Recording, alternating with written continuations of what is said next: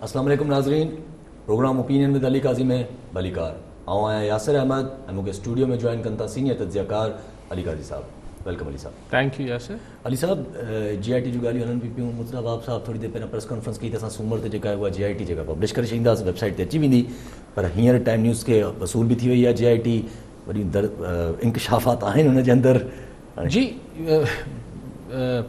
मूं 3-4 ॾींहं पहिरीं इहा ॻाल्हि कई पे त शायदि अलाए मुंहिंजी ॿुधण अलाए छा कयूं GIT रिपोर्ट्स पधरी करे छॾियूं।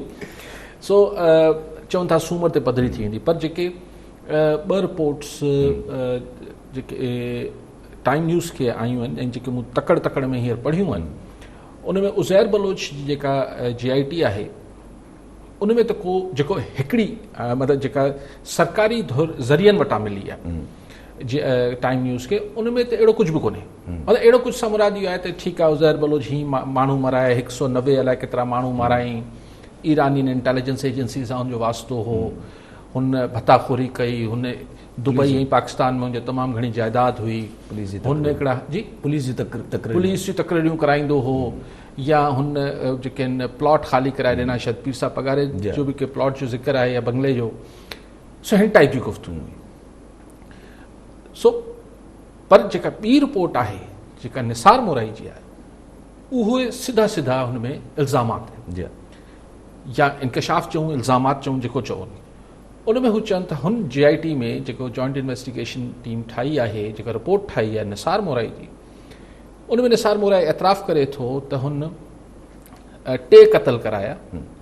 आलम बलोच, आलम आलमानी साहब पर मरहूम, लेकिन आलम बलोच उर्फ़े आम में चयो वेंदो, जेके अॻूणा सेक्रेटरी हुआ, आलम बलोच साहब, अॻूणो स्टील मिल्स जो चेयरमैन, ऐं हिकिड़ो वकील जेको जंहिंखे टारगेट कयूं उहो क़त्ल न थियो, असिस्टेंट क़त्ल थियो। सो 3 क़त्ल जेके मुबैना तौर ते बकौल निसार मोराई ऐं बकौल हिन मुबैना रिपोर्ट जे, छाकाणि त इहो रिपोर्ट अञा ऑफिशियली जारी न थी आहे, हिन रिपोर्ट में मुबैना तौर ते चयो वियो आहे त निसार मोराई इहो एतराफ़ कयो आहे त खेसि ज़ुल्फ़कार मिर्ज़ा, जेको अॻूणो होम मिनिस्टर ऐं पीपल्स पार्टी जो तमामु वेझो, ऐं ज़ुल्फ़कार मिर्ज़ा खे अॻूणा सदर पीपल्स पार्टी जा अॻवान आसिफ़ ज़रदारी साहब हुकुम कयो ज़ुल्फ़कार मिर्ज़ा खे, ऐं ज़ुल्फ़कार मिर्ज़ा निसार मोराई खे हुकुम कयो या हिदायत कई। ऐं हुन रिपोर्ट में खोड़ सारी ॻाल्हियूं आहिनि निसार मोराई वारे में। पोइ सॼो तफ़सील आहे त आलम बलोच खे छो क़त्ल करायो वियो, हू जेका बनी हुई टंडलयार वारी, उहो हिकिड़ो डिघो किस्सो आहे, उहो मूंखे उहो बि ख़बर आहे त हुते तकरार हो। हुनमें आलम बलोच मरहूम ऐं संदसि नंढनि भाइरनि जो जेके हा, हुननि जो तकरार हो टंडलयार जी ज़मीन ते। पोइ जेको कुझु थियो, पर मुबैना तौर ते जेको निसार मोराई आहे, हुन तफ़सील बि आहिनि त पोइ को चाचड़ हो, को कीअं हो, अञा तकड़ में मूं पूरी न पढ़ी सघियो आहियां। पर हुन में ख़ासा संगीन इल्ज़ामात पीपल्स पार्टी लीडरशिप ते आहिनि। पर हाणे आउं तव्हांखे हिते हिकिड़ी ख़बर जेका ॾियणु चाहियां पियो त कलाक ॾेढ पहिरीं सॼी मीडिया जी मार्केट में, टाइम न्यूज़ खे बि पहिरीं हथु अची वई, उज़ैर बलोच जी हिकिड़ी GIT जी रिपोर्ट, GIT रिपोर्ट आई, उहो हुकूमती ज़रियनि वटां मीडिया खे लीक थी ऐं हलणु शुरू थी वई। ऑफिशियली सरकारी तरह उज़ैर बलोच जी रिपोर्ट या पंहिंजो निसार मोराई जी या बल्दिया साने जी उहा रिपोर्ट ऑफिशियली सूमर जे ॾींहुं पधरी थियणी आहे वेबसाइट ते होम डिपार्टमेंट, पर ज़रियनि वटां लीक थी वई। पर हींअर हिते प्रोग्राम शुरू थियण खां कुझु देरि पहिरीं मूंखे हिकिड़ी ॿी रिपोर्ट मौसूल थी, जेके हिन दफ़े सरकारी हल्कनि मां ज़रियनि में न आई आहे। ठीकु, उन में उज़ैर बलोच जी GIT आहे। ठीकु आहे, अञा ऑफिशियली त का ॻाल्हि न आहे। सो हिन महिल मार्केट में उज़ैर बलोच जी 2 GIT रिपोर्ट्स हलनि पियूं, कहिड़े ते एतबार कयूं, कहिड़े ते न कयूं। अगरि पहिरें वारे ते कयूं था, जेका सरकारी धुर रिलीज़ कई जे ज़रियनि वटां आई आहे, त उहो त मतिलबु उन में पीपल्स पार्टी खे को लहर न लोॾो। लेकिन जेका ॿी रिपोर्ट आई आहे मार्केट में, उन में खोड़ सारी ॻाल्हियूं आहिनि। ठीकु आहे, उन में वरी उहे इल्ज़ामात आहिनि। ऐं हुन रिपोर्ट जे शुरू में ई चयल आहे त ही उज़ैर बलोच जा रिपोर्ट जा 2 पासा आहिनि। हिकिड़ो हुनजो जेको हार्ड कोर हुनजो क्रिमिनल ॾोहारी पासो हो, ऐं हिकिड़ो जेको हुनजे ॾोहारी सां गॾोगॾु जेको हुनजी सियासी मामलात हुआ उहे हुआ। त उन में पोइ इहो चयल आहे त कीअं शुरू थिया पीपल्स पार्टी सां वास्ता, कहिड़ा कहिड़े लेवल जा आहे हुनमें थिया, ऐं पोइ कीअं थियो ऐं पोइ कीअं थियो, उन में मुख़्तलिफ़ इल्ज़ामात आहिनि।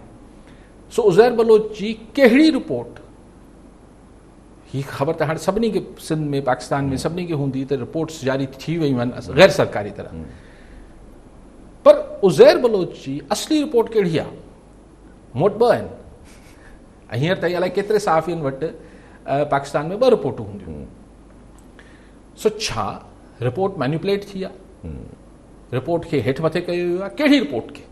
ऐं न थो चवां त जेका सरकारी धोर रिलीज़ पई करे, ज़रिया पिया रिलीज़ कनि, ऐं जेका सरकारी तरह थी वेंदी सूमर वारे ॾींहुं, या जेका ॿी रिपोर्ट मार्केट में हले पई उहो को हेठि मथे थी आहे, छाकाणि उन में उहे इल्ज़ामात आहिनि।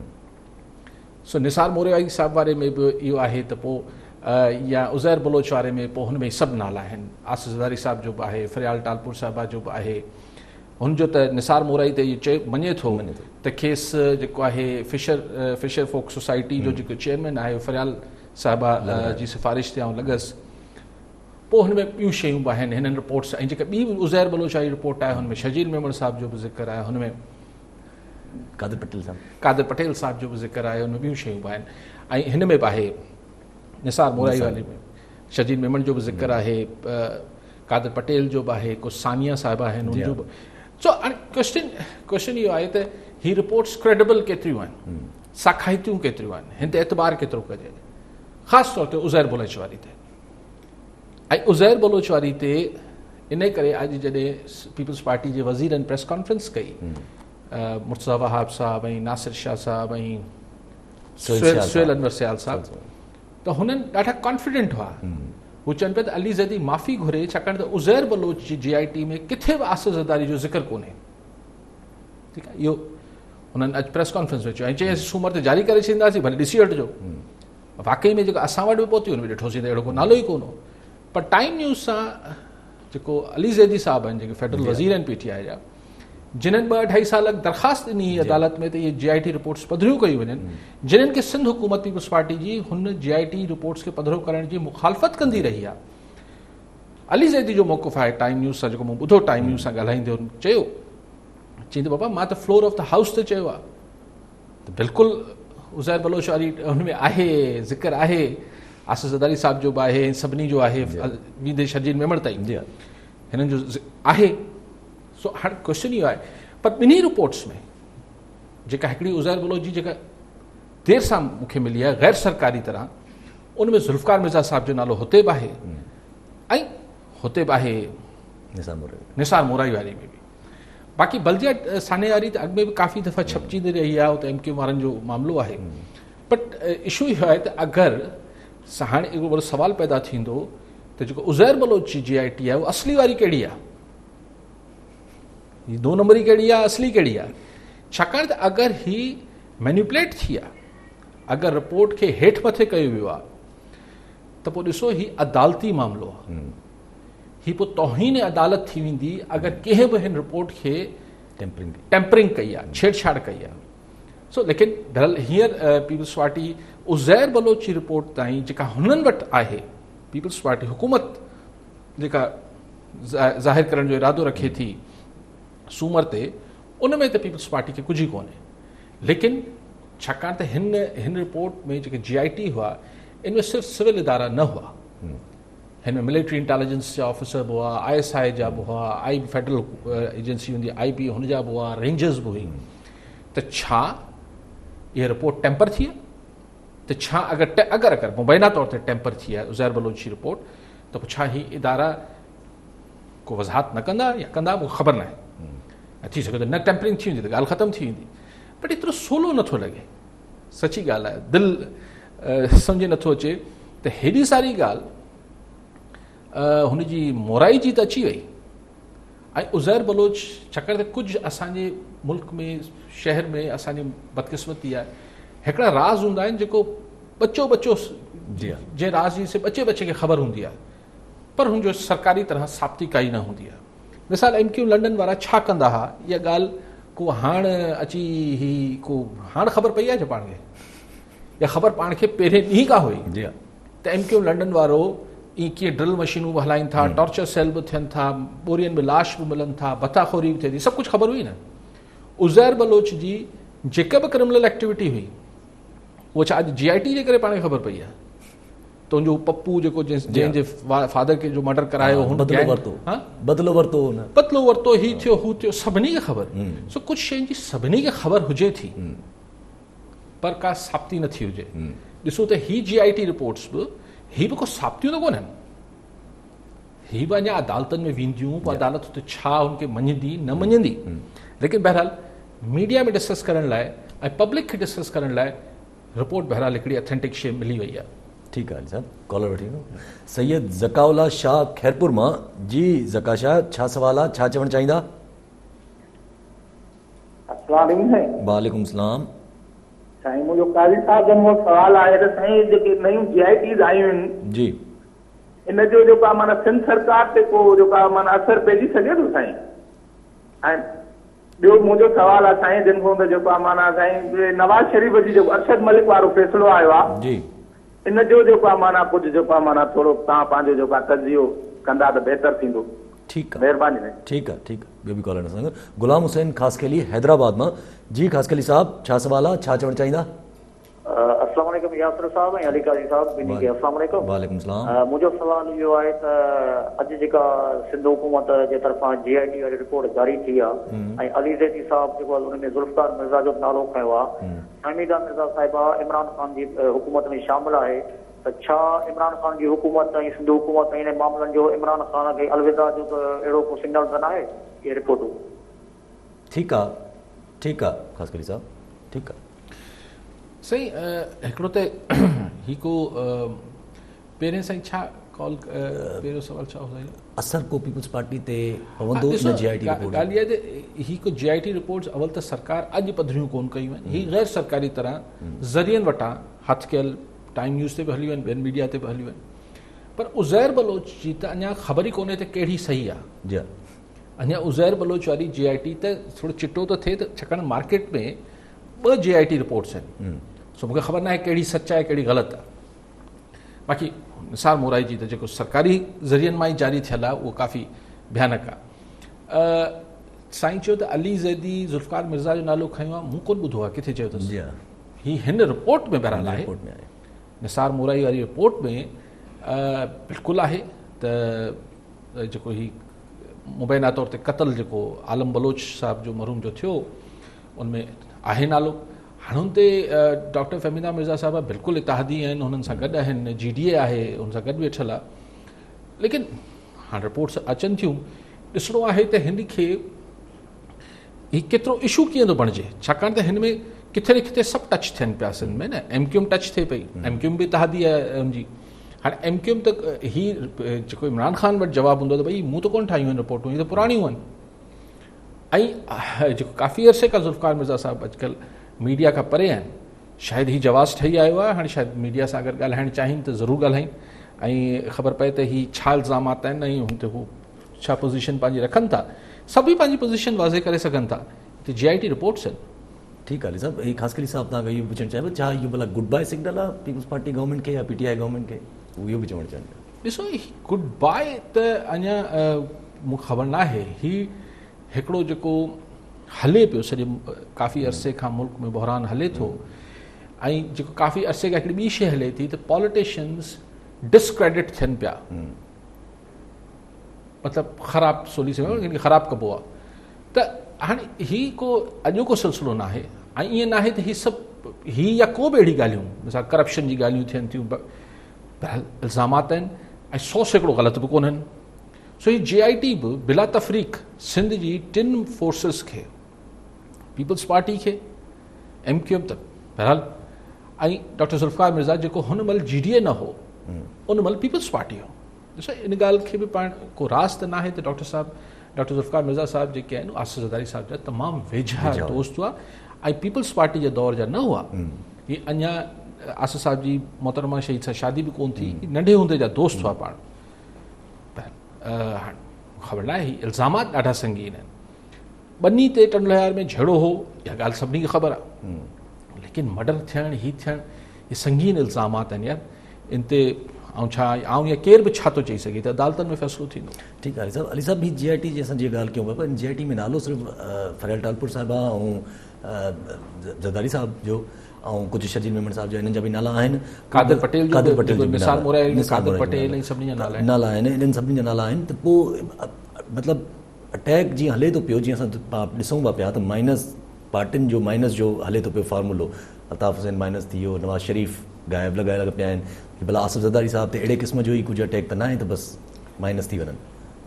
ॾिसो GIT जी कानूनी इम्प्लीकेशन्स छा आहिनि, ऐं वकील न आहियां पर आउं इहो सम्झी सघां थो, सभु केस हलनि पिया कोर्टनि में, जी को बि न आला बलो जो केस बि नओं न आहे, हीअ जेको बि हीअ केसिस आहिनि हीअ हलनि पिया। हाणे हिन जी बुनियाद ते चलो हिकिड़ो को ॿियो माण्हू वञी वकील साहिबान अक्सर ई पंहिंजे मुंहुं वञी पिटिशनूं दाख़िल कंदा, हलो को ॿियो दाख़िल करे छॾींदो, कोर्ट में हले पियो। हिन जो को लीगल इम्प्लीकेशन जेतिरी मुंहिंजी कानून जी सम्झ आहे, ऐं कानून जो माण्हू न आहियां, लेकिन जेतिरी सम्झ आहे थोरी घणी, त हिन जो को कानूनी को मसइलो थोरी पीपल्स पार्टी या ज़ुल्फ़िकार मिर्ज़ा या MKM लाइ पैदा थिए थो। हिन जो छाकाणि त उहो इहे बल्दिया साने जो केस त उहो ई हले पियो। ही GIT रिपोर्ट सभु जूं सभु अदालतनि में जमा थियल आहिनि। उज़ैर बलोच जी बि जमा थियल हूंदी, ही निसार मोराई वारी बि जमा थियल हूंदी, बल्दिया वारी बि थियल हूंदी, त ही त केसिस अॻ में हलनि पिया। ही आहे जेको सो को लीगल कानूनी मुंझारो हिननि लाइ मूंखे नथो लॻे त को नओं पैदा थी वेंदो। बाक़ी पॉलिटिकल ऐं मीडिया ऐं सोशल मीडिया त उहे ॻाल्हियूं जेके उहे ख़ल्क़ ख़ुदा जी ज़बान ख़ल्क़ ते हुयूं, उहे हाणे हिकिड़े डॉक्यूमेंटेड फॉर्म में मौजूदु आहिनि। पाण सभिनी खे ख़बर हुई त 71 में ईस्ट पाकिस्तान फॉल कीअं थियो, फॉल ऑफ ढाका कीअं थियो, सभिनी खे ख़बर ईअं हुई त मतिलबु किताबनि मां हितां हुतां, पर जेके रिपोर्ट्स जेके हमूद रहमान कमीशन जूं आयूं, उनखां पोइ अञा हुनजी हिकिड़ी अथेंटिसिटी क्रिएट थी। ऐं हिन खे भेटिया कोन पियो हमूद रहमान कमीशन सां हिननि GITs खे, पर आउं सिर्फ़ु मिसाल लाइ इहो चवणु चाहियां पियो त हिननि मां अक्सर किस्सा त लियारी गैंग वॉर में छा थींदो, निसार मोराई डॉक्टर हो, कीअं हैदराबाद सिविल अस्पताल मां कीअं हिन ताईं पहुतो, त या बल्दिया वारो सान्यो, MKM जी भताखोरी, सभिनी खे ख़बर हुई। बट हाणे हिकिड़ो डॉक्यूमेंटेड फॉर्म में हिकिड़ी शइ अचण जो, सो हुन सां हिकिड़ो पॉलिटिकल ट्रायल थिए थो, मीडिया ट्रायल थिए थो। ठीकु आहे साहब, कॉलर असां सां गॾु गुलाम मुस्तफ़ा लाशारी कराची मां। जी लाशारी साहब, छा चवणु चाहींदा, छा सवाल आहे? मां इहो चवणु चाहींदुसि त जेको आहे जीअं त इमरान ख़ान नारो हणी आयो हो जी त बाबा जेको आहे करप्शन खे कोन छॾींदुसि, फरार कंदुसि, हाणे उन जा माण्हू ख़ुदि करप्शन माण्हू जेको आहे पाण उन में शामिल आहिनि। उन सां गॾु जेके ॿिया हाणे एॾो हींअर घटाईअ सां जेके सियासी ॾिस आहिनि, जेके अॻियां वेठा आहिनि थी जेकनि पिया, अब जेके उन्हनि करप्शन कई आहे त हू करप्शन खे लताड़े था छॾनि सफ़ा, घटाई उन्हनि खे माना को कुझु थिए कोन थो त भई असां करप्शन कई आहे ऐं हू चए थो तूं चोर आहे, ही मां, हू चए थो तूं चोर आहे। हाणे इन जो फ़ैसिलो केरु कंदो? हीउ निज़ाम ईअं ई हलंदो छा? असां अवामनि खे ईअं ई लताड़ींदा ई रहंदा। इहो आहे भाई साहब। ठीकु आहे लाशारी साहब। सही, असां वटि इहो सिलसिलो को लाशारी साहब 2 सालनि में कोन थो हले। इहो जॾहिं पीपल्स पार्टी ऐं नवाज़ लीग वारा हिक ॿिए जे साम्हूं हूंदा, हिक ॿिए खे चोर चोर चवंदा, पोइ हीअं हलंदो रहियो। पोइ मुशरफ अची वियो, मुशरफ चयो हीअ ॿई चोर आहिनि। पोइ वरी 2008 खां नवाज़ लीग ऐं पीपल्स पार्टी, पोइ आख़िर में इमरान ख़ान आयो, चई हीअ ॿई चोर आहिनि। सो इहो को नओं किसो त कोन्हे। बाक़ी हाणे निज़ाम कीअं हलंदो ऐं को हिन खे मटाईंदो, पब्लिक मटाए सघे थी, ऐं पब्लिक तॾहिं मटाए सघे थी जॾहिं हुनखे सही हक़ीक़ी वोट जो हक़ मिले, तेसि ताईं किसो ईअं हलंदो रहंदो। अगरि मूंखां पुछो पिया त हा, फ़िलहाल त मूंखे ईअं ई हलंदे नज़र अचे पियो। ठीकु आहे अली साहब, पीपल्स पार्टी जा जेके मुतलबा वेठा जेके प्रेस कॉन्फ्रेंस कनि पिया, उहे त वॾो कॉन्फिडेंट थी नज़र पिया अचनि त भई असां चैलेंज कयूं था, ऐं मतिलबु उन्हनि बाक़ाइदे क़िस्म जा चैलेंज कयो आहे, हीअं कयो आहे, कॉन्फिडेंट बाक़ाइदे लॻा। पोइ हीअ जेके रिपोर्ट्स आहिनि, पोइ इहो उन्हनि खे ख़बर न पई, अंदाज़ो न थियो आहे त हीअ डेंट लॻंदो असांखे। न, उज़ैर बलोच जी रिपोर्ट जेका सरकारी वज़ीरनि पढ़ी आहे या हुननि वटि जेका आहे, उनमें त कुझु बि कोन्हे। उन ते हुनजो कॉन्फिडेंट थियणु बिल्कुलु फितरी हो। पर निसार मोराई वारी बि हुननि पढ़ी त हूंदी, जी हा, अलाए, पर सोचींदा हूंदा त चलो उज़ैर बलोच जो थोरो नालो निसार मोराई ऐं उज़ैर बलोच में फ़र्क़ु इलाही आहे। ऐं निसार मोराई में ज़ुल्फ़िकार मिर्ज़ा बि इंगेज थिए थो। पोइ जीअं बि फ़ैसिलो थियो हूंदो, ज़ाहिर 2.5 साल ही रिलीज़ न पिया कनि इहे रिपोर्ट। हाणे रिलीज़ कई अथनि, अदालत जो बि हुकुम हो, लेकिन उहो बि हाणे पॉलिटिकली हुननि सोचियो हूंदो त ठीकु आहे, पर उज़ैर बलोच जी ते जेको हुननि खे बार बार चवनि पिया त अली ज़ैदी माफ़ी घुरे, उहो इन करे त जेका रिपोर्ट सरकार वटि हुई, सरकारी हल्कनि मां जेका मीडिया ताईं पहुती आहे, उन में त वाकई में कंहिं बि पॉलिटिकल माण्हू जो को बि ज़िक्र फ़िक्र न आहे। भाई एतिरो बि ज़िक्र कोन्हे, छाकाणि त जॾहिं होम मिनिस्टर हो ज़ुल्फ़िकार मिर्ज़ा साहब, त असां मीडिया वारा सभु रिपोर्टेड शयूं आहिनि, त हू चवंदा ही लियारी में मुंहिंजा बच्चा आहिनि, जी मेरे बच्चे हैं, जी ये उज़ैर वारा बच्चा हुआ न, अमन कमेटी वारा, हिननि कच्छियनि खे कढियो, हितां वञी वीचारा बदी अलाए किथे दरबदर थिया, त उनजो बि ज़िक्र कोन्हे, कुझु ई न आहे, कंहिं बि पॉलिटिकल माण्हू जो ज़िक्र न आहे जेका उज़ैर बलोच जी सरकारी ज़रियनि वटां रिलीज़ थियल रिपोर्ट आहे। त उन ते हुननि खे पीपल्स पार्टी खे ख़ुशी थियणु खपे, पर छा इहा रिपोर्ट टेम्पर थियल आहे, जी हेठि मथे थियल आहे, गड़बड़ थियल आहे, इहो अलॻि सवाल आहे, छाकाणि त हिकिड़ी ॿी रिपोर्ट बि मार्केट में हले पई। ठीकु आहे अली साहब अगरि टेम्पर थियल बि आहे, मिसाल खणूं था हिकिड़ो, अगरि त टेम्पर थियल आहे त इन जा इम्प्लिकेशन्स कहिड़े हिसाब सां पवंदा, तव्हांखे छा थो नज़र? सही, हिकिड़ो इम्प्लिकेशन त इहो पवंदो त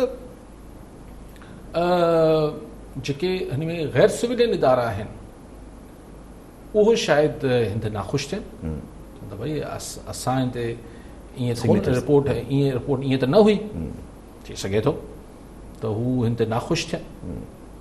हिकिड़ी इम्प्लिकेशन या हिकिड़ो इन जो तव्हां मूंखां इफेक्ट पुछो पिया, असरु पुछो पिया, हिकिड़ो इहो थी सघे थो।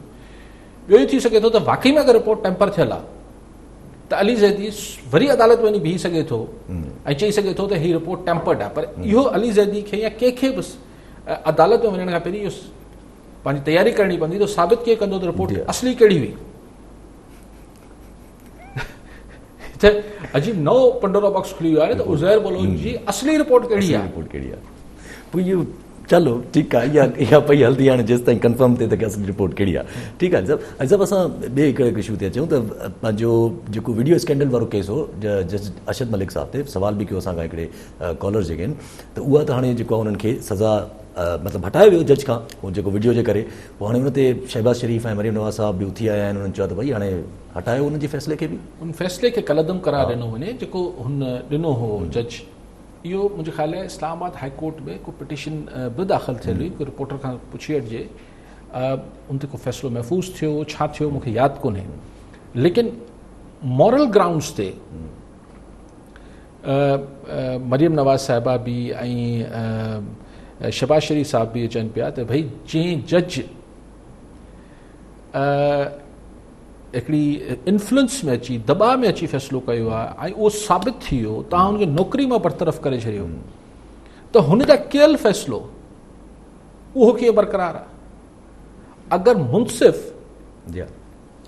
ते इहो साबित थी वियो त एज़ अ जज हुनजो कंडक्ट सही न आहे ऐं हू हिकिड़ो मतिलबु जेको हुनजी वीडियो हुई, जेको हिकिड़ी मायूब क़िस्म जी, हुनजो किरदारु सही न आहे, हुनजी रिकॉर्डिंग अची वई, त हू प्रेशर में अची फ़ैसिला हुन इहो कयो हो नवाज़ शरीफ़ वारो, त अगरि इहो सभु कुझु थी वियो ऐं तव्हां हुनखे नौकिरी मां ई बरतरफ़ करे छॾियो, त माना साबित थियो त उहो बतौर जज हुनजो फ़ैसिलो, बतौर जज हू ठीकु न हो, त अगरि जज ठीकु न हो त बतौर जज हुनजो फ़ैसिलो कीअं ठीकु थींदो।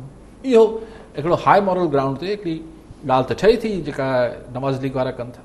ठीकु आहे अली साहब पोइ हीअ मूंखे रुॻो इहो सम्झ में न पियो अचे त हाणे इहो बि थी वियो, वरी वॉइस ऑफ अमेरिका जो हिकिड़ो इंटरव्यू हुयो कल्ह, जेको आहे इन्हनि इंटरव्यू ॾिनो आहे जस्टिस असांजे चीफ असांजे पंहिंजो सुप्रीम कोर्ट जा जस्टिस रिटायर्ड आहिनि, उन इंटरव्यू ॾिनो, उन्हनि चयो त भई जेका पनामा जेको फ़ैसिलो हुयो उहो ताउमर कॉन्ट्रोवर्शियल रहंदो, जीअं ज़ुल्फ़िकार भुट्टो साहब जो उन्हनि रेफरेंस ॾिनो त फ़ैसिलो हुयो। सही, ॾिसो इहा अक्सर ॻाल्हि कयां थो त कुझु फ़ैसिला अदालत असांजे एतिराम ऐं इज़त सां, पर कुझु फ़ैसिला जेके आहिनि उहो अदलिया करे त छॾे थी, पर हुनखे कॾहिं बि अवाम में एक्सेप्टेंस या क़बूलियत मिले ई नथी। त हीअ जेके रिटायर्ड जस्टिस एजाज़ साहब आहिनि, इहे हुन बेंच में हुआ पनामा वारी में, त हिननि जो कल्ह हिकिड़े पॾेही इदारे ख़ाबरू इदारे खे इंटरव्यू में चयो आहे त हीउ पनामा वारो फ़ैसिलो बि अहिड़ो ई हूंदो जीअं ज़ुल्फ़िकार अली भुट्टो जी अदालती हुकुम वारो फ़ैसिलो जेको आहे उहो कॾहिं बि क़बूलियत हुनखे न मिली। ईअं नवाज़ शरीफ़ खे जेको नाहिल करार ॾियण वारो जेको पनामा केस ते सुप्रीम कोर्ट जो फ़ैसिलो, इन कॾहिं बि क़बूलियत न मिलंदी। हाणे इहो ॻाल्हि ठीकु आहे, अदालत जो फ़ैसिलो हुजे थो, उहो कंहिंखे वणे थो नथो वणे, लेकिन कुझु शयूं मतिलबु तारीख़ में ईअं सम्झी वञे थी। मिसाल ज़ुल्फ़िकार अली भुट्टो शहीद खे सम्झ में ईंदड़ ॻाल्हि आहे न, को जजनि को मेरिट ते त फ़ैसिलो कोन कयो, हिकिड़े माण्हू खे त इल्ज़ाम हो त हुन बछ ते क़तल करायो आहे, हुन पाण वञी ज़ुल्फ़िकार अली भुट्टो त कसूर जी गोलियूं कोन आयूं, अगरि हुनजे चवण ते बि थियो त बछ ते जेको आहे कॾहिं फाई जी सज़ा थोरी थींदी आहे। ऐं कानूनदान न आहे भई एतिरी ॻाल्हि त आउं सम्झां थो, उमिरि कैद थी सघे थी, ॿी सज़ा थी सघे थी, क़तल फाई जी सज़ा कीअं थींदी? तो ज़ाहिर ज़ौलक वेठो उनखे भुट्टे खे मारणो हो, सो हुनखे अगरि को अदालती हुकुम चए थो, अच्छा अदालती मर्डर चयो वञे थो, एतिरा साल थी विया, करोड़े दफ़े जलसनि में मीडिया में हर को चए थो भुट्टो जो अदालती क़तल हो, सुप्रीम कोर्ट तौहीन अदालत जो नोटिस सभिनी खे मोकिले छॾे न, करोड़े माण्हुनि खे। त ईअं ई पनामा वारो बि हिकिड़ो माण्हू उनजे पुट जी हिकिड़ी का कंपनी हुई, उन में हू पैसा वठी सघे पियो जेके हुन वरिता न, जी हा, उन त नाइल कराए ॾेई छॾियो, तनख़्वाह त खणे पियो, तनख़्वाह त खणे पियो, न खणे बि नथो, खणे हा खणे त कोन पियो, लेकिन हुनजी तनख़्वाह मुक़ररु थियल हुई। बसि हाणे इहो अहिड़ा फ़ैसिला हुजनि था। जब इन उन्हनि जस्टिस साहब जेको आहे उन ई इंटरव्यू में हिकिड़ी ॿी बि ॻाल्हि कई आहे, उन्हनि चयो त स्टैब्लिशमेंट जो ऐं एजेंसियुनि जो इन्फ्लुएंस अपॉइंटमेंट ऑफ जजिस ते बि रहियो आहे। जी, इहा ॻाल्हि रिटायर्ड जस्टिस साहब एजाज़ साहब कई आहे। पोइ चयो त असां जहिड़ा जज जेके हुनखे रिफ्यूज़ कनि, ॾिसो इहो को राज़ न आहे, असां वटि जीअं शयूं हलियूं आहिनि मुल्क में, हीअ त तव्हां ॾिसो चौधरी इफ़्तिख़ार वारे हिकिड़ो एपिसोड थियो, जंहिंखां पोइ जुडिशरी कुझु न कुझु पंहिंजी इंडिपेंडेंस टको पैसे खां थोरो सवायो, थोरो वधीक एग्रेसिव थी ऐं बाख़्तियार थी, ऐं उनमें थोरो सवायो थी वई। उनमें चौधरी इफ़्तिख़ार साहब ते उन महिल जे सिटिंग प्राइम मिनिस्टर यूसुफ रज़ा गिलानी खे घर मोकिले छॾियो, उहो थोरो सवायो कमु थी वियो। पोइ त चौधरी इफ़्तिख़ार चयो त आउं हुकूमत आउं हलाईंदुसि। पोइ हिकिड़ो चीफ जस्टिस साहब आयो, हिकिड़ो साकिब निसार साहब डैम आउं ठाहींदुसि, ख़ुदा ख़ैर करे रोड रस्ता ऐं जेके आहिनि स्कूल बि न ठाराइण शयूं। पोइ हिकिड़ो थियो त पाणी जो फ़ैसिलो बि अदालत त, पर हुनखां अॻु चौधरी इफ़्तिख़ार जुडिशरी पाकिस्तान जी चौधरी इफ़्तिख़ार ऐं जस्टिस रिटायर्ड मुनीर जी डॉक्ट्रिन ऑफ नेसेसिटी कढी, हिन जे ॿ अलॻि धाराऊं आहिनि न, justice Munir and onwards judiciary हिकिड़ी ॿी हुई, ऐं जस्टिस चौधरी इफ़्तिख़ार ऐं हुन खां पोइ जी जुडिशरी। हाणे त अक्सर माण्हुनि जो ख़्यालु आहे त न ही पंहिंजे हुन खां अॻिते वधनि था, सही आहे ग़लति आहे, उहो अलॻि बहस आहे, लेकिन बहरहाल काफ़ी फ्रीडम इंजॉय कयो आहे असांजी जुडिशरी चौधरी इफ़्तिख़ार खां पोइ। हींअर बि तव्हां ॾिसो त हीउ जेको ईसा फाइज़ वारे केस में जुडिशरी न त ईसा फाइज़ साहब सां नाराज़गियूं त घणियूं हुयूं। ठीकु आहे, सभु कॉलर ॾिसो था। असद शर ठरी मीरवा मां जी शर साहब छा चवणु चाहींदा, छा सवाल आहे? सर अली काई साहब जी लाइ इहो त कुझु पूरी थियनि ॻाल्हियूं जेके तबसरा कंदा न जी साईं अॻे चलो जीअं सेनेट जो चेयरमैन बेतमाद में कामयाबु थी वियो, बजट में पास थी वेंदी, वाक़ई इहा हक़ीक़त आहे। जेके हाणे मुस्तक़बिल में वफ़ाक़ जी हुकूमत हेठि मथे थिए थी त GDA-MK में इताद हूंदियूं या उहे जुदा हूंदियूं? पंजाबी फ़ौज जेके हुकूमतूं ठहियूं आहिनि GDA अंशलिक मतिलबु उन्हनि जी इताद कई आहे, पोइ मुशरफ हुजे, ज़िया हुजे, TP हुजे, नवाज़ हुजे, हाणे तव्हां छा था कयो मुस्तक़बिल में? न वफ़ाक़ में, अगरि वफ़ाक़ी गवर्नमेंट एरियो ॾिठी त GDA-MK छा इताद में रहंदी हुननि सां गॾु? छो रहंदियूं? न को मतिलबु को नज़रियाती हमआहंगी आहे छा MK में PTI ऐं GDA जी? नज़रियाती मामिलो न आहे, गवर्नमेंट लाइ हिकिड़ी पावर शेयरिंग आहे, उहो थिए पई। ऐं हीअ गॾु रहंदा त हुकूमत वेंदी कीअं PTI जी? ठीकु आहे अली साहिबु, अगरि मां हिकिड़ो डाकिस माना हिकिड़ो सोच कयां त इहे ॻाल्हियूं हलनि थी पियूं त जीअं वॉइस ऑफ अमेरिका जो इंटरव्यू आयो, हुननि चयो त भई माना केस जेको आहे उहो कॉन्ट्रोवर्शियल रहंदो, वरी हाणे जेको आहे जस्टिस अरशद मलिक खे जेका सज़ा अची वई, पोइ माना छा नवाज़ शरीफ़ जे वापसि अचण जी तयारी हले पई? सही, बिल्कुलु थी सघे थी। हाणे चई मतिलबु पेर ॿधी न, लेकिन हीअ सभु हिकिड़ी समाबंदी थिए थी न, केरु जातो थिए। जॾहिं मुशरफ साहब नवाज़ शरीफ़ साहब खे हिते कराची में केस हलाए, शीखनि जे पोयां जेको वेठो हूंदो नवाज़ शरीफ़ साहब, केरु ॼातो थिए ऐं पोइ 10 साल उनखे जलावतन करे छॾी, केरु ॼातो थिए त ईंदो ऐं पोइ प्राइम मिनिस्टर थी वेंदो। सो असांजे मुल्क में यूटर्न्स ऐं छाकाणि त हिकिड़ो जेको असांजे वटि जेको सिविलियन ऐं नॉन सिविलियन जे विच में पावर स्ट्रगल आहे न, त कंहिंखे वधीक स्पेस खपे, उहो कॾहिं सिविलियन फोर्सिस थोरो पंहिंजो स्पेस वधाए वञनि थियूं, वरी हुन जेके गैर सिविलियन फोर्सिस आहिनि उहो पंहिंजी स्पेस वठनि थियूं, हिननि खे पोइ धिकियुनि थियूं। सो हिकिड़ो कॾहिं मां थो छिकां, कॾहिं तूं थो छिकीं, छा आहे हिकिड़ो ॻाल्हि इहा आहे त हिकिड़ी शइ हले थी ॿिन्ही जेके पॉलिटिकल ऐं नॉन पॉलिटिकल फोर्सिस जे विच में असांजे मुल्क में जेको ज़माने खां हले थो। हीउ पहिरियों मौक़ो हो जिथे इमरान ख़ान साहब जी सूरत में हिकिड़ी सिविलियन फोर्स खे नॉन सिविलियन फोर्स भरपूर सपोर्ट कयो, भरपूर सपोर्ट कयो, पर उहा केमिस्ट्री बि थोड़ी हेठि मथे थींदी नज़र अचे पई। ठीकु आहे साहब, कॉलर असां सां गॾु मोहम्मद अयूब चांडियो रतो देरो मां। जी चांडियो साहब, छा चवणु चाहींदा, छा सवाल आहे?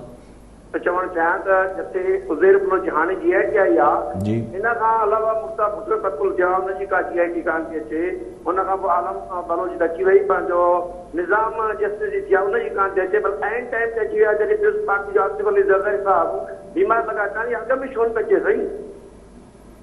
ठीकु आहे, ठीकु आहे साहब।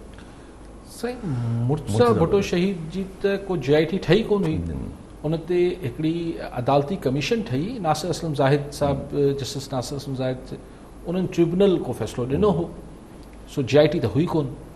आसिफ साहिब जी तबियत अला करे ठीकु हुजे, लेकिन मुंहिंजो ख़्याल आहे त हीउ जीअं माहौल जुड़े पियो, हिकिड़े ई वक़्त में आउं सम्झां थो हिन महिल असां वटि मुल्क में मुख़्तलिफ़ फोर्सिस पुल एंड पुश कनि पियूं। हीउ सिर्फ़ु सिविलियन ऐं नॉन सिविलियन जे विच में बि न पियो थिए, हीउ सिविलियन जे विच में बि थिए पियो न। PTI ऐं पीपल्स पार्टी हिक ॿिए खे मतिलबु सफ़ा जीअं अंग्रेजी जो ड्रैगर्स ड्रॉन आहे, हींअर सफ़ा मतिलबु को रखान आहे ॿिन्ही जे विच में, ॿोली जे छॾियो, अमलनि ठीकु आहे, मुर्तज़ा वाब साहिबु ठीकु थो चए त भई टैक्स असीं आइनी तरह असांजी मर्ज़ी आहे, असीं नथा वसूल करे ॾियूं, पर कुझु शयूं मतिलबु हिकिड़ा नॉर्म्स हुजनि था। इहो सिंध हुकूमत ऐं फेडरल हुकूमत जे विच में, ऐं ख़ुदि फेडरल हुकूमत जो बि इहा फ़ाल ॾिसो न त एट सोर्स कटौती करे वरिती आहे 8 अरब रुपया। शयूं तमामु तलख़ियूं वधनि पियूं। अॼु तव्हां ॾिसो त हुन असद उमर साहिबु चयो आहे त सॼे मुल्क में जेको आहे कोरोना जे करे केसिस घटिजनि पिया, पर सिंध में छाकाणि त SOPs ते अमल न पियो थिए, इन करे केसिस सिंध में वधनि पिया। जेको क्रेडिट मुराद शाह साहब या PP गवर्नमेंट खणण बि चाहे त असां कोरोना ते बेस्ट परफॉर्म कयो आहे पाकिस्तान जे अंदरि, उन ई शइ खे वञी हेठि पियो करे असद उमर। मतिलबु ॿुधो न, हिन महिल को किथां को बुल छॾण लाइ तयारु न आहे। ही पंहिंजे मुंहुं आहिनि, जुडिशल मामलात पंहिंजी जाइ ते हलनि पिया, माशी प्रॉब्लम्स पंहिंजी जाइ ते आहिनि, टू मच ऑफ मेस आहे। ॾिसो हिन में GIT हिकिड़ो मुता कल काफ़ी दफ़ा चयो, कल टियों बि चयो पियो त मुख़्तलिफ़ शयूं अञा ॿियूं फाटंदियूं। हाणे GIT वेठे वेठे खुले पई न, किथां त को प्रेशर्स आया हूंदा, हू नोज़, त असां लाइ छंछरु आचर सूमर आङारे या नेक्स्ट वीक ॿियूं ख़बरूं ईअं अचनि, त शयूं जेके आहिनि हू शेक थियनि पियूं। ठीकु आहे अली साहब, कोई बि अली साहब पोइ हिते अटण लाइ तयारु न आहे। तव्हां ईअं ई जीअं पाण चयो पियो त ईअं ई अॼु ॾिठोसि त शाम पंहिंजो PMLN वारा पंहिंजो उन्होंने तो क्लियर वही वही गाल पानी कर छड़ी तो -1 का फार्मूला जो हो रहा है, इमरान खान साहब खुद कह रहा है -1, तो उनसे पूछा जाए कि उनकी पार्टी में से कौन -1 की बातें कर रहा है, तो उन्होंने शामूद कुरैशी साहब वजाहत ॾिनी त भई मां असद उमर जेका आहियूं उहे उम्मीदवार न आहियूं प्राइम मिनिस्टर थियण लाइ, वज़ारत उज़्मा लाइ। सही, कॾहिं बि असद उमर ऐं शाह महमूद कुरैशी साहब उम्मीदवार न हूंदा जीअं चवनि पिया, पर आउं चाहियां थो त हल्फ खणी इहो चवनि शाह महमूद कुरैशी साहब ऐं असद उमर हल्फ खणी अचनि पंहिंजे मुंहुं मीडिया ते त साईं तव्हांखे शाम जो राति जो 10 बजे हल्फ खणायूं था वज़ीर आज़म जो, न कनि। सो इहा आहे त हीअ त वज़ाहतूं आहिनि न, त उम्मीदवार न आहे मतिलबु इन सां मुराद इहा आहे त आउं लॉबिंग न पियो कयां, आउं कोशिशि न पियो कयां, बाक़ी हाणे बहालत मजबूरी अज़ीम तर क़ौमी मुफ़ाद में मूंखे वज़ीर आज़म ठाहे वियो त आउं बि इनकार न कंदुसि, तव्हां बि न कंदो। सो शाह महमूद कुरैशी छो कंदो? शाहूद कुरैशी साहब जॾहिं पीपल्स पार्टी में हो त हिकिड़े ज़माने में हू न्यूयॉर्क वियो त शाहीन सबाई साहब उन महिल हिकिड़ी अंग्रेज़ी अख़बार में डायरी लिखंदो त उते जो कचेरी कई त उते शाहीन सबाई हिते रिपोर्ट कयो छपी हुनजी जंहिंमें लिखियो त शाहूद कुरैशी साहब जी अंदरि ही तमामु वॾी ख़्वाहिश आहे त हिकिड़ी वज़ीर आज़म थिए। उहो मोहतरमा शहीद प्राइम मिनिस्टर हुई हुन ज़माने में बेनज़ीर साहिबा ॾाढी नाराज़ थी हिन ॻाल्हि ते त मुंहिंजो हूंदे त प्राइम मिनिस्टर थियण जी सोची पियो। सभु ख़्वाहिश त हुजे थी सही चवनि त इहो ई लेकिन ॿिनि माण्हुनि पाण पाकिस्तान जी तारीख़ में ॾिठो त ॿिनि माण्हुनि जवाबु बि ॾिनो। हिकिड़ो ग़ुलाम मुसा जतोई मरहूम जॾहिं ज़ियाउल हुनखे ऑफर कई त जतोई मरहूम बि अलाह मग़फ़रत करे जेको पाण मूंखे ॿुधाई त हू ईअं न चई ज़ियाउल खे तव्हां नथो वठां चई तव्हां बेगम नुसरत भुट्टो खां पुछी अचां। जी हा ठीकु त ज़ियाउल खे चयो त जेको हींअर इहो पुछणु बेगम साहिबा वटि वञे पियो सुभाणे मुंहिंजो मूंसां कीअं सचो थींदो पोइ हुनखे पर ॿिए लफ़्ज़नि में छॾियईं न यक त तकड़ में हा न कई ग़ुलाम मुसा जतोई मरहूम। ॿियो मखदूम अमीन फ़हीम मरहूम अलाह हुनखे मग़फ़रत करे हुन बि हुनखे जॾहिं ऑफर थी त हुन बि पुछा कराई त मुशर्रफ साहिब खे ॻाल्हि न वणी माना ॿिनी हिकिड़े तरीक़े सां ॿई अॼु दुनिया में न आहिनि अलाह ॿिनी खे मग़फ़रत फ़रमाए। ग़ुलाम मुसा जतोई मरहूम बि रिफ्यूज़ कयो ऐं मखदूम अमीन फ़हीम बि रिफ्यूज़ कयो न त सही ईअं छॾणु सवलो कमु आहे। ठीकु आहे अली साहब कॉल असां सां गॾु जयराम दास सखर मां। जी जयराम दास साहब छा सवाल आहे छा चवणु चाहींदा? अली साहब खां सवाल हुयो त वज़ीर पंजाब सां नून लीग ऐं पीपी जे मिनिस्टर मुलाक़ात कई आहे जी छा तहरीक इंसाफ़ हाफ स्टेरिंग में त न पई वञे किथे इहो सवाल हुयो इन जे लाइ थोरो साईं खां पुछणो हुयो। ठीकु आहे छा तहरीक इंसाफ़ जेका मुलाक़ात कल्ह थी आहे ऐं कल बि इहो ज़िक्र कयो जयराम साहब मूंखे इन मुलाक़ात जी फ़िलहाल तारीख़ में का अहमियत नज़र नथी अचे छाकाणि त हींअर नंबर गेम में त थ्रेट केरु करे ई कोन पियो। पंजाब में किथे नो कॉन्फिडेंस जी का ॻाल्हि हले पई ऐं जेसि ताईं क्यू लीग वेठी आहे हा हाणे अगरि इहा तयारी इमरान ख़ान करे पियो हिन में इहो रुख़ ॾिसी सघूं था त इमरान ख़ान इहो सोचींदो हुजे त हाणे घणी चौधरी बि घणो कनि था ऐं पंहिंजो अहिड़ो बंदोबस्तु करे वेठा पंजाब असेंबली में जो अगरि सुभाणे चौधरी नाराज़ थियनि त उका नाराज़ थियनि भले वञी घर वियनि ख़ान साहब आहे हिन तबियत जो माण्हू पर अॻियां बि चौधरी आहिनि सही उन्हनि ॾिठो न हिन दफ़े न विया इमरान ख़ान साहब जी मांझांदे में जेके ताजिन जो के ऐं उहो बि ज़ाती कयो न उन ॾींहं ते चौधरी साहिबान गुजरात वारनि पंहिंजे घर दावत रखियल हुई ताजिन जी ऐं उन ॾींहं ते इमरान ख़ान रखी वरिती त चयासीं नथा अचूं। सो अगरि हीउ जेको पाण हीउ जेको नवाज़ लीग जा या पीपल्स पार्टी जा MP टोड़ण जी ॻाल्हि थिए पई उहो इन ज़िमन में ॾिसी सघूं था त अगरि सुभाणे मुर्गो चौधरीनि मां बि हथु कढणो हुजे इमरान ख़ान खे ऐं आहिनि मुमकिन ख़ान साहब हिन तबियत जो माण्हू आहे लेकिन राणा सनाउल्लाह चवाणी हुकूमत वेंदे ॾिसंदा त ख़ुदि नवाज़ लीग वारा त वापसि भॼंदा पंहिंजी पार्टी ॾे अलाए PTI वारा केतिरा बीहंदा हुते हुनजो 50-60 माण्हू हुननि जा हेॾे असां वटि ईंदा हुननि जे हुकूमत वेंदे ॾिसंदा त ठीकु आहे अली साहब फवाद चौधरी साहब चवे थो त जहाँ लीडर पार्टी से मजबूत होता है वहाँ पर पार्टी मतलब ऐसे तब्दीली -1 नहीं आ सकती उन्हनि जो चवणो त भई इमरान ख़ान जेको आहे उहो पार्टी खां वधीक मज़बूत आहे। ॻाल्हि सही आहे न सही असां वटि जॾहिं बीबी शहीद हुई मोहतरमा शहीद त पीपल्स पार्टी छा हुई भई ज़ुल्फ़कार अली भुट्टो शहीद खां पोइ अलाए केतिरियूं पीपल्स पार्टियूं ठहियूं national people's party progressive people's party फलाणी पीपल्स पार्टी ढिमकाणी people's party Sherpao people's party पोइ बेनज़ीर शहीद सां 77 खां नथा शुरू कयूं आख़िरी ॾींहंनि में जॾहिं फॉर्वर्ड ब्लॉक थियो जंहिंमें ही फैसल साले हयात वारा ही सभु जेके आहिनि उहे छॾे हलिया विया हुननि ठाहियो त भई फॉर्वर्ड ब्लॉक ठाहियूं था पोइ हलिया विया त हलिया विया नंबर गेम में सिर्फ़ु फ़र्क़ु पियो न बाक़ी सो ईअं ई PTI आहे छा इमरान ख़ान खां सवाइ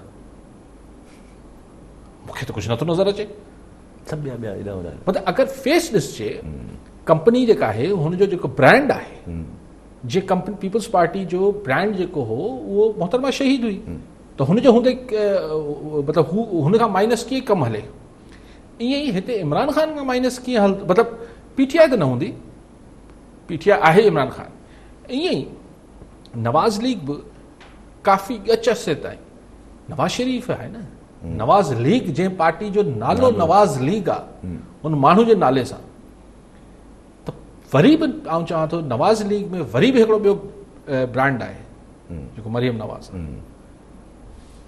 इहे ॿ न आहिनि त छाजी नवाज़ लीग? ठीकु आहे अली साहब। हाणे खेलदास कोस्तानी त कोन थी वियो न नवाज़ लीग या एक्स आहे न दोस्त आहे उहो ॻाल्हि नथो कयां, पर मतिलबु इहा त नवाज़ लीग त आहे शरीफ़ फैमिली आहे, मतिलबु शरीफ़ फैमिली में बि नवाज़ शरीफ़ ऐं मरियम नवाज़, शहबाज शरीफ़ न। ठीकु आहे अली साहब। अली साहब अगरि हिकिड़ो माना सवाल अचे थो पियो ज़हन में त हीअ माइनस वन जूं ॻाल्हियूं बि हलनि थी पियूं, सभु कुझु वॾो इमरान ख़ान खे हटाइण जी बि ॻाल्हियूं हलनि थी पियूं, गवर्नमेंट खे टॉपल करण जूं ॻाल्हियूं हलनि थी पियूं, शेख रशीद साहब किथे ज़ाहिर न आहिनि।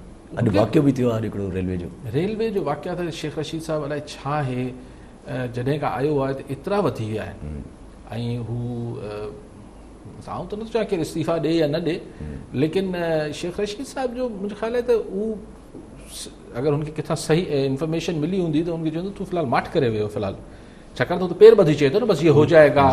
हाणे हींअर 10-15 ॾींहं पहिरीं पेशन गोई कई शेख साहब त बसि हाणे हुकूमत ऐं अपोज़िशन में ठापुर थी। मूं उन ॾींहुं बि चयो त मूंखे शेख साहब जी ॻाल्हि सम्झ नथी अचे। हाणे फ़िलहालु थोरो पासीरो थियो वेठो आहे, वरी सोचींदो हूंदो त नई प्रिडिक्शन छा कयां। उहो मंज़ूर वसाण ख़्वाब ॾिसंदो, उहो किथे आहे अॼुकल्ह?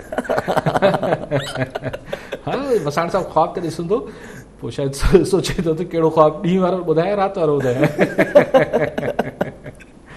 ठीकु आहे अली साहब। अली साहब ही ड्रास्टिक मेजर्स जी ॻाल्हि हले थी पई, प्रेसिडेंट इमरान ख़ान पर पाण चवे थो मां ड्रास्टिक मेजर्स खणी ईंदुमि।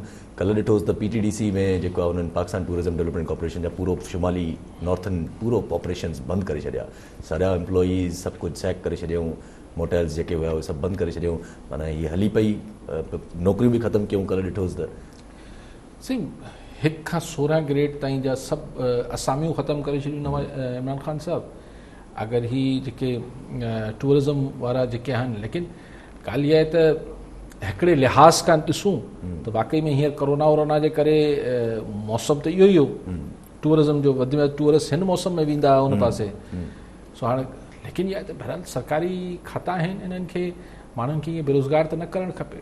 ठीकु आहे, वरी बुरी हालत आहे। अच्छा हिकिड़ी असांजी पंहिंजी लोकल न्यूज़ हुई, तव्हांखे मां इंफॉर्म करे ॿुधाए छॾियां त मतिलबु थी सघे थो हू जेके पुलिस वारा असांजा विया हुते रवान थी विया, को माना पकड़ को अटैक, माना हुननि खे दाड़ेलनि खे को अटैक वग़ैरह करणु, पर हुननि खे पहिरियां खां दाड़ेलनि खे पतो हुयो, हो मोर्चा ठाहे वेठा हुया, पुलिस वारा अञा पहुता ई न हुया त हुन ते अटैक करे ज़ख़्मी करे। इहो तव्हां टाइम अलाए केतिरो आहे, मां ॻाल्हि इहा आहे त हीअ जेके असांजा पुलिस वारा शहीद थियनि था, आउं त चाहियां थो हिननि जा केसिस जेके आहिनि, हिननि जे सीनियर जेका कमांड आहे उन्हनि खां पुछाणो थियणु खपे यार।